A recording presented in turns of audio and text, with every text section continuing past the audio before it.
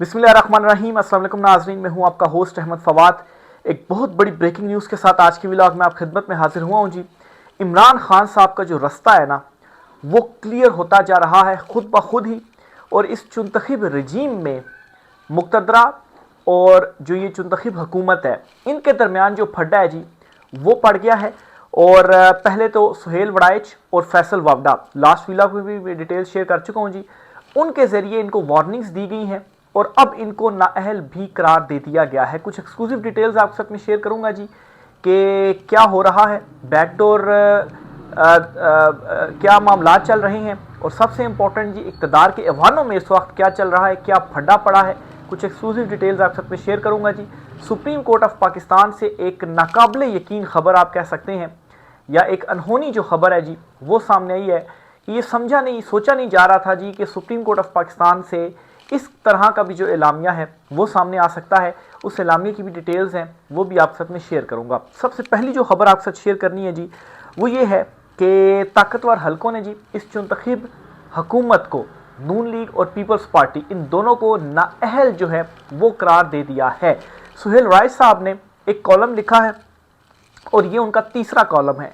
लगातार 2 रोज से वो कॉलम लिख रहे थे। पहले कॉलम में उन्होंने कहा जी इमरान खान साहब माफ़ी मांग लें। पहले कॉलम में तो उन्होंने आर्मी चीफ आसिम मुनीर साहब से मुलाकात का हवाल बताया। दूसरे कॉलम में खान साहब से माफ़ी का कहा, मिन्नत अल्लाह उनका किया। और तीसरे कॉलम में वो जो है वो इस चुनतखिब रजीम के हवाले से होशरुबा जो इंकशाफात हैं वो कर रहे हैं। पूरा कॉलम तो नहीं, सिर्फ एक पैराग्राफ आपके सामने मैं रखूँगा, उसके बाद आपको मैं बताता हूँ जी इस्टेब्लिश जो है वो करता हूँ जी कि जो मामलात हैं वो बिगड़ गए और खान साहब का रास्ता साफ हो गया और ये जो हुकूमत है जी ये घर जा रही है।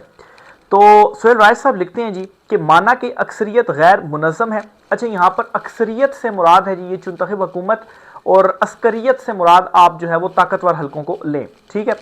माना कि अक्सरियत गैर मुनज़्ज़म है, माना कि अक्सरियत के नुमाइंदे अक्सर करप्शन करते हैं, माना कि इनमें से अक्सर नाअहल हैं, ये भी माना कि इनकी गवर्नेंस में गलतियां हैं, माना कि वो बैनुल-अक़वामी हसासियत को समझने में नाकाम रहते हैं, माना कि फ़ैसलों में ताख़ीर होती है और इनमें ज़्यादातर अगलात होती हैं, ये भी माना कि अक्सरियत के नुमाइंदगान ना इतने तालीम याफ्ता और ना इतने अहल हैं कि वो हुकूमत को मौसर तौर पर चला सकें। तो ये वाज़े तौर पर पैगाम दे दिया है जी हुकूमत को कि ना ही आपके अंदर कोई अहलियत है, उल्टा गलाजत भरी हुई है। इसके अलावा हुकूमत चलाने के भी आप नाअहल नहीं हैं, यानी किसी चीज़ के भी आप अहल नहीं हैं। तो ये सुहेल राइस अपने कॉलम के अंदर ये जो बात है वो लिखती है और इसमें ये कहते हैं कि मैं मानता हूँ कि ये चीज़ें हैं। तो उनको कोई बता रहा है ना कि ये हुकूमत इस तरह की है, इस वजह से वो एक्सेप्ट करें, हाँ जी कि मैं आपकी बात मानता हूँ। तो कौन बता रहा है? उनकी मुलाकातें किससे हो रही हैं? सबके सामने है, मुक़तदरा से या ताकतवर हलकों ने ये जो पैगाम है जी वो पहुँचा दिया है नून लीग को, पीपल्स पार्टी को। इससे पहले फैसल वावडा की एक स्टेटमेंट सामने आई थी और सुहेल वड़ाइच ने भी अपने इसी कॉलम के अंदर जो है वो कहा था जी कि आप वो खिदमात सर अंजाम नहीं दे रहे जो खिदमात आपसे भी चाहिए। तो एक्सटेंशन या 27वीं तरमीम के मामले के ऊपर तो आप नाअहल हैं, और नाअहल का मतलब ये है कि हम अगर किसी को नाअहल करार दे देना तो वो फिर नाअहल ही होता है। अदालतों से सर्टिफिकेट की उसको जो ज़रूरत है जी वो नहीं पड़ती, क्योंकि अदालतें तो वैसे ही जो है वो इस वक्त हमारी कंट्रोल में है। बहरहाल फैसल वावडा का मैं यहाँ पर या जो है वो दोबारा से अगर किसी लास्ट व्लॉग अगर किसी नाज़रीन ने नहीं देखा तो फैसल वावडा की मैं वो धमकी या वार्निंग आपके साथ जो है वो दोबारा से शेयर करता हूँ। फैसल वावडा कहते हैं कि तमाम मुनाफिक सियासतदान और दीगर अपनी सिमत ठीक कर लें, वरना पाकिस्तान की तरक्की का जो तसलसल जारी है इसमें रुकावट पैदा करने वाले बड़े बड़े तुरम खान रगड़ दिए जाएंगे। उम्मीद करता हूँ सबको मेरी बात सही तरह समझ आ रही है। तो ये फैसल वावडा कहते हैं, और फिर साथ ही साथ सुहेल वड़ाइच इस चुनतखिब हुकूमत को पैगाम भेजते हैं। अब फैसल वावडा ने ये इमरान खान साहब से मुतल्लिक तो ज़ाहिर बात बात नहीं की है। किसको बात की है? तसलसल कौन रोक रहा है? ये चुनतखिब हुकूमत। और किन 2 मामलात के ऊपर ये चीज़ों को रोक सकते हैं? कौन सी 2 चीज़ें आगे पेश आने जा रही हैं? 1 नवंबर में एक्सटेंशन का मामला और फिर उसके बाद 27वीं तरमीम का मामला। 27वीं तरमीम में भी जो है वो 18वीं तरमीम को जो है वो काफ़ी हद तक रिवर्स कर दिया जाएगा, और फिर इसके अलावा जो एक सदर मुमलिकत से कमांडर इन चीफ का जो इख्तियार है या ओहदा है वो वापस लेकर फील्ड मार्शल को जो है वो दे दिया जाएगा। तो तो ये जो चीज़ें हैं जी, ये मंजूर नहीं है इस मुंतखब हुकूमत को, और फिर नवाज शरीफ के हवाले से ये कहा जा रहा है कि वो एक्सटेंशन के हक में बिल्कुल नहीं है, और जब भी उनको मौका मिला उन्होंने जो एक्सटेंशन है वो नहीं दी। अब एक तरफ ये मामला चल रहे हैं और दूसरी तरफ ताकतवर हलकों ने जी ये पैगाम उनको पहुँचा दिया है कि आप तो फिर नाअहल हैं, और फिर उसके बाद तलवार भी एक उनके ऊपर लटका दी गई है, और उनको वापसी का जो दरवाज़ा है वो भी उनको दिखा दिया गया है, और वार्निंग भी दे दी गई है कि आप जितने मर्जी तुरम खान हो, आपको फिर हम जो है वो नहीं छोड़ेंगे। ऑलरेडी आपकी बहुत सारी चीज़ें हमारे पास हैं, ऑलरेडी जो स्कैंडल्स हैं जी वो भी इस मुंतखब हुकूमत के अगेंस्ट जो है वो खुल रहे हैं। इसीलिए जी जो मुंतखब हैं इस वक्त ये कोशिश भरपूर कर रहे हैं कि इमरान खान साहब से रब्ता हो जाए और इमरान खान साहब से हम कोई डील हासिल कर लें, और अगर खान साहब से कोई डील मिल जाती है तो फिर हमारे पास एक रास्ता होगा अपने आप को बचाने के लिए, क्योंकि फिर इमरान खान हमें जो है वो कुछ नहीं कहेगा। तो ये जी इस वक्त तमाम तर जो मामलात हैं वो चल रहे हैं, लेकिन ये एक मैं समझता हूँ कि इमरान खान साहब के लिए एक जो रास्ता है वो भी बन रहा है, इमरान खान साहब की रिहाई का भी रास्ता खुद ब खुद ही बन रहा है, इमरान खान साहब के वापसी का, इक़्तिदार में वापसी का भी जो रास्ता है जी वो भी खुद ब खुद ही बन रहा है। ये निज़ाम वैसे ही ज़्यादा देर तक नहीं चल सकता था। मैं बल्कि कल जो है वो एक इंटरव्यू भी सुन रहा था डॉक्टर साहब का, बड़ा जो है वो डॉक्टर शाहिद मसूद साहब जो हैं, उस इंटरव्यू में उन्होंने बड़े क्लियर अल्फाज में ये बात कीजिए कि ये जो निज़ाम है ये चल सकता ही नहीं है, और ये जो निज़ाम है वो गिरने जा रहा है। कैसे गिरने जा रहा है? ये कुछ जो डेवलपमेंट्स हैं जी वो हो रही हैं, और ये 2-3 महीने बहुत ज़्यादा इंपॉर्टेंट है। तो एक तो ये चीज़ हो गई। फिर इसी तरह से जी एक और ख़बर जो आपके साथ शेयर करनी है वो ये है कि हफीज़ुल्लाह न्याज़ी साहब, इमरान खान साहब के भी जो ज़ाहिर सी बात है रिलेटिव भी हैं, और एस्टेब्लिशमेंट के भी बड़े करीब इनके हवाले से ख्याल किया जाता है जी। इन्होंने एक बड़ा इंपॉर्टेंट जो दावा है जी, एक स्टेटमेंट है, गुफ्तगू है, वो कि ये कहते हैं कि एस्टेब्लिशमेंट बड़ी शिद्दत से इमरान खान से माफ़ी मंगवाना चाहती है। इमरान खान से एस्टेब्लिशमेंट को माफ़ी की क्या ज़रूरत है आखिर? मुझे नहीं पता, लेकिन इमरान खान ने पहले दिन से वाज़े किया हुआ है कि वो माफ़ी नहीं मांगेंगे। शायद एस्टेब्लिशमेंट समझती है कि वो माफ़ी के ज़रिए तहरीक इंसाफ में डेंट डाल सकती है और कट टू साइज़ कर सकती है। अच्छा, पूरी पीटीआई को क्रश कर दिया गया और अभी तक पीटीआई में डेंट नहीं डाल सके। क्यों? क्योंकि पीटीआई जो है वो इमरान खान है। तो असल में मसला ये है कि इमरान खान साहब से माफ़ी मंगवा कर ये इमरान खान और इमरान खान की मकबूलियत और अवाम के दरमियान जो डेंट है वो डालना चाहते हैं, और ये डेंट डलेगा तब जाकर जो है वो इनकी जो एक खोई हुई मकबूलियत थी वो इनको शायद वापस मिल जाए। तो असल जो मसला है जी वो इस वक्त ये है, क्योंकि अवाम में वो हिमायत या वो जो मकबूलियत है वो इस वक्त मौजूद नहीं है। ऊपर से ये जो एक नाअहलों का टोला मुसल्लत किया गया है, इससे और भी अवाम के दिलों में नफरत जो है वो ऑलरेडी इस मुंतखब हुकूमत के हवाले से बैठी हुई, और लोग इसका खुलकर जो इजहार है जी वो भी करते हैं। और ग्राउंड पर इस वक्त सूरत हाल ये है कि अभी इलेक्शन करवाए ना तो ये 4 सीटें जीतने के भी काबिल नहीं रहे, और आलमी सतह पर भी वो जो सपोर्ट है जी वो हासिल नहीं हो रही। तो इसलिए जी हर तरफ से ये फंस चुके हुए हैं, और रास्ता भी इनको नहीं मिल रहा, और इस निज़ाम को चलाने में असल में ये कामयाब नहीं हो पाए। इस वजह से अब इमरान खान साहब को भी नहीं तो आप देखिए ना कि अगर ये सब कुछ इनके कंट्रोल में, क्यों जा रहे हैं आप इमरान खान साहब के पास उनसे कहने जी कि आप माफ़ी मांग लें? मतलब ये भी पहली मरतबा ही देखा होगा आपने कि कोई शख्स खुद दूसरे के पास जाए, उससे कहे जी खान साहब आप जो है वो माफ़ी मांग लें, हम आपकी मिन्नत तरला करते हैं कि आप हमसे जो माफ़ी है जी वो मांग लें ताकि हम आपको माफ़ कर दें। तो क्या ज़रूरत है इमरान खान के पास जाने की? ठीक है आप रहें और जो सिस्टम में वो चलाएं। असल में सिस्टम नहीं चल रहा, असल में अवाम जो है वो इनके साथ नहीं है, वो है अडियाला वाले के साथ। तो अब ज़रूरत है इमरान खान की, और ज़रूरत है इस अमर की, इस चीज़ की कि इमरान खान बाहर आए और चीज़ों को संभाले। लेकिन मसला इनके लिए है कि अगर इमरान खान साहब आते हैं और इमरान खान साहब वापस आने के बाद अवामी मैंडेट उनको वापस मिलता है तो फिर हमारा क्या बनेगा? इमरान खान तो हम में से किसी को भी नहीं छोड़ेगा। इसलिए जी दोनों तरफ से ये कोशिशें हैं, चुनाव हुकूमत भी ये कोशिश कर रही है जी कि इमरान खान साहब से कोई बात बन जाए, कोई डील इतनी मिल जाए कि हमें इमरान खान ना कहे। बाकी उसके इक़्तिदार में वापसी का जो रास्ता है, इक़्तिदार में जो वापसी है उसकी, ये तो रिटन ऑन द वॉल है। क्यों? क्योंकि अवाम ने वोट देना ही देना उसको, और हमारी तो सूरत हाल है कि हम तो 4 सीटें भी लेने के काबिल नहीं है। लेकिन अगर इमरान खान हमें छोड़ देता है तो इस सूरत में ये होगा कि हम ये तो नहीं, लेकिन हो सकता है कि आगे जो स्पेस है, पॉलिटिकल स्पेस हम बना सकें और अवाम में जो मकबूलियत है वो दोबारा से पकड़ सकें, या कुछ ना कुछ जो है वो हम सीटें जीतने में कामयाब हो सकें। तो ये जी इस वक्त सारे जो मामलात हैं वो चल रहे हैं। सुप्रीम कोर्ट ऑफ पाकिस्तान से जी आज एक बड़ी जो डेवलपमेंट है वो हुई है, और एक एलामिया सुप्रीम कोर्ट ऑफ पाकिस्तान ने जारी किया जी। वो एलामिया मैं आपके साथ शेयर करना चाहूँगा, और इस एलामिया के बाद आप जो है वो ये देखिएगा कि हमारी जो निज़ाम इंसाफ में जो हमारी अदलिया और सबसे बड़ी अदलिया है, इनकी इस वक्त की जो प्रायोरिटीज़ हैं वो क्या हैं। ये मैं थोड़ा सा ज़रा अपने नोट्स निकाल लूँ। पहले ये खबर सारी जो एलामिया है जी वो मैं आपके सामने पढ़ता हूँ जी, फिर इसके ऊपर जो एनालिसिस हैं वो करते हैं जी।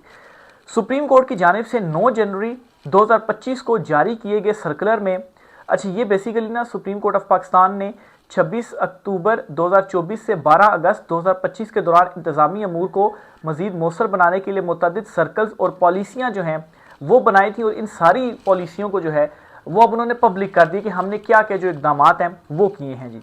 अच्छा, इसमें जी 9 जनवरी 2025 को जारी किए गए सर्कुलर में पहली मरतबा साबिक जजिस के इंतकाल पर फोकल पर्सन मुकर्रर करने की जो पॉलिसी है वो मुतारफ़ कराई गई है, जिसके मुताबिक मरहूम जज की तदफीन के तमाम इंतज़ामात में अदालत उज़्मा की जानिब से भरपूर मुआवनत जो है वो फ्राहम की जाएगी। यानी कि कोई भी जज फोत होता है तो अदालत उज़्मा जो है वो एक फोकल पर्सन भी मुतारफ़ कराएगी, वो जो कि वहाँ पर जाएगा और इंतज़ामात में सारी मुआवनत जो है वो उनको फ्राहम करेगी। तो ये जी अदलिया अपने जजिस के लिए उन्होंने ये काम जो है वो किया है। अच्छा, फिर जी जबकि चीफ जस्टिस और जजिस इनकी आखिरी आरामगाह पर फूल भी चढ़ाएंगे, मतलब है कि ये पॉलिसी मुतारफ़ कराई जाएगी जी, आपने ये चीज़ें करनी है। इसमें तो ये होता है कि खुद ही खैर लोग जाते हैं। बहरहाल 22 फरवरी 2025 से फौरी नोयत के मुकदमात से मुतलिक नई पॉलिसी नाफिज कर दी गई है, जिसके मुताबिक ज़मानत, फैमिली और इंतखाबी मामलात को तरजीह दी जाएगी और वकला को इन केसेस में कबल अज़ वक्त समाअत की दरख्वास्त देने की ज़रूरत भी नहीं पड़ेगी। 6 मार्च 2025 के हुक्मनामे के मुताबिक सुप्रीम कोर्ट ने सरकारी गाड़ियों की निजी इस्तेमाल पर फ़ी किलोमीटर चार्जेस में इजाफा जो है वो कर दिया है। फिर इसके अलावा जी 17 मई को सुप्रीम कोर्ट ने परचेज एंड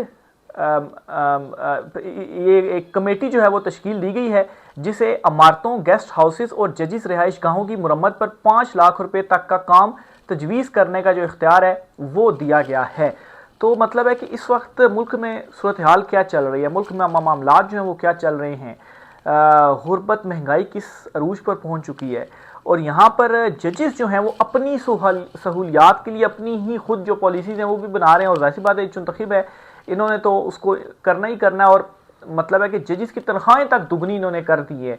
12 लाख थी कोई इस चुनतखिब हुकूमत से पहले, और अब जो तनख्वाहें गालबन कोई 26 लाख के करीब जो है वो कर दी गई हैं, और इसी तरह से इनकी जो पेंशन हैं वो भी इतनी कर दी गई हैं। और दूसरी तरफ केसेस आप देखें, अच्छा जजेस की तादाद भी बढ़ाई है, लेकिन केसेस आप देखें तो केसेस की पेंडेंसी बढ़ती जा रही है, यानी कि केसेस कम नहीं हो रहे, केसेस बढ़ते जा रहे हैं।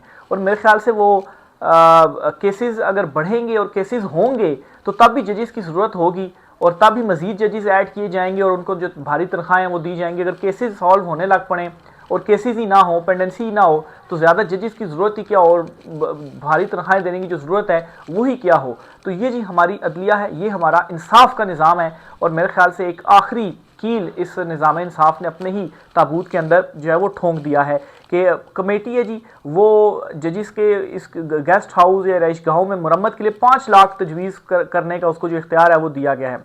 19 मई को फैसले वेबसाइट पर अपलोड करने की पॉलिसी में बड़ी तब्दीली की गई है। अब अक़लियती फैसला भी अक्सरियती फैसले के साथ शाया किया जाएगा। 22 मई के नोटिफिकेशन के मुताबिक यूनिवर्सिटीज़ के वफूद के लिए नए कवायद नाफिज किए गए हैं। अब सिर्फ फाइनल या सेकंड लास्ट ईयर के तलब इल्मों को सुप्रीम कोर्ट का दौरा करने की इजाज़त होगी, जबकि ड्रेस कोड की पाबंदी लाजमी करार दी गई है। 7 जुलाई 2025 को जारी हुक्मनामे के तहत जजिस के लिए प्रोटोकॉल सर्विसेज में इजाफा कर दिया गया है। प्रोटोकॉल स्टाफ को 24 घंटे दस्तयाब रहने की हिदायत के साथ जजिस और इनके अहल खाना के लिए सफ़र, रिहाइश और इलाज की बेहतरीन सहूलियात यकीनी बनाने का फैसला किया गया है। प्रोटोकॉल जो है जजिस ने अपना बढ़ा दिया है, और अगर स्टाफ कोई 8 घंटे के लिए था ना तो अब 24 घंटे होगा। 24 घंटे का मतलब है कि एक ही बंदा तो लगातार 24 घंटे नहीं कर सकता, तो बंदों का इजाफा किया जाए जो 24 घंटे जजिस और उनकी फैमिली की खिदमत के लिए जो है वो मौजूद होगा, और ये यकीनी बनाएगा कि तमाम तर इलाज की और दीगर सफ़र, रिहाइश की सारी उनको किसी किस्म का कोई जो मसला है जी वो नहीं होना चाहिए। हुक्मनामे में गेस्ट हाउसेस की रिजर्वेशन पॉलिसी भी तब्दील की गई है, जिसके मुताबिक जजिस और इनके अहल खाना को रिहाइश में तरजीह हासिल होगी, जबकि निजी मेहमानों के लिए क़याम की मुद्दत सिर्फ 4 रोज़ तक महदूद कर दी गई है। अच्छा जी, अगर आप किसी गेस्ट हाउस में जाते हैं ना तो पहली तरजीह जज होगा, जज रहेगा, और लोग तरजीह नहीं होंगे और प्राइवेट वाले जो होंगे मेहमानों, उनकी मुद्दत भी जो है वो 4 रोज़ होगी। तो ये सुप्रीम कोर्ट में इकदाम हो रहे हैं। मतलब आप सोचें ना कि सुप्रीम कोर्ट में तो ये चीज़ें होनी चाहिए ना कि लोगों को इंसाफ किस तरह से, तेज़ इंसाफ, जल्दी इंसाफ किस तरह से फ्राहम किया जाए, किस तरह से पेंडेंसी कम होनी चाहिए। पेंडेंसी तो बढ़ रही है, आप जजेस नए लाते हैं, आईनी बेंचेस बनाते हैं कि भाई केसेस की पेंडेंसी बहुत ज़्यादा है और हम इसलिए कर रहे हैं जी ताकि जो केसेस हैं उनकी जो पेंडेंसी है वो कम हो, और उल्टा हो क्या रहा है, पेंडेंसी तो बढ़ रही है लेकिन जजेस के आराम के लिए मजीद जो इकदाम हैं, जो पॉलिसीज़ हैं जी, वो बनाई जा रही हैं। इसके अलावा 17 जून 2025 को जारी इलामिया में जजेस को 1800 सीसी तक की 2 सरकारी गाड़ियों, 2 ड्राइवर्स, 1 सिक्योरिटी गाड़ी और तरबियत याफ्ता गनमैन की फराहमी की बाज़ाब्ता इजाज़त दी गई है। रिटायर्ड जज के लिए भी गाड़ी हासिल करने और हवाई अड्डे से पिक एंड ड्रॉप की एजाजी सहूलत फराहम कर दी गई है। 29 जुलाई 2025 को जारी तरमीम के मुताबिक जजेस अब अपनी निजी बैरूनी मुल्क छुट्टियां सिर्फ मौसम गर्मा या मौसम सरमा के दौरान ही कर सकेंगे। चीफ जस्टिस को इख्तियार भी दिया गया है कि वो किसी भी मंजूरशुदा छुट्टी को मनसूख या महदूद कर दें, यानी कि आप 2-2 गाड़ियां ले सकते हैं और 2-2 ड्राइवर रख सकते हैं। और माफ़ कीजिएगा, और रिटायर्ड जो जज है जी उनको भी एजाजी जो सहूलियात हैं वो फ्राहम की जा रही हैं। तो ये जी हमारा निज़ाम इंसाफ है, और हमारा निज़ाम इंसाफ एक्टिव है। कौन कहता है कि एक्टिव नहीं है, लेकिन वो खुद को ही सहूलियात फ्राहम करने के लिए एक्टिव है, शायद इंसाफ फ्राहम करने के लिए वो एक्टिव नहीं है। राय का इज़हार कीजिएगा। आज की व्लॉग से इतना ही, इजाज़त दीजिए, अल्लाह हाफिज़।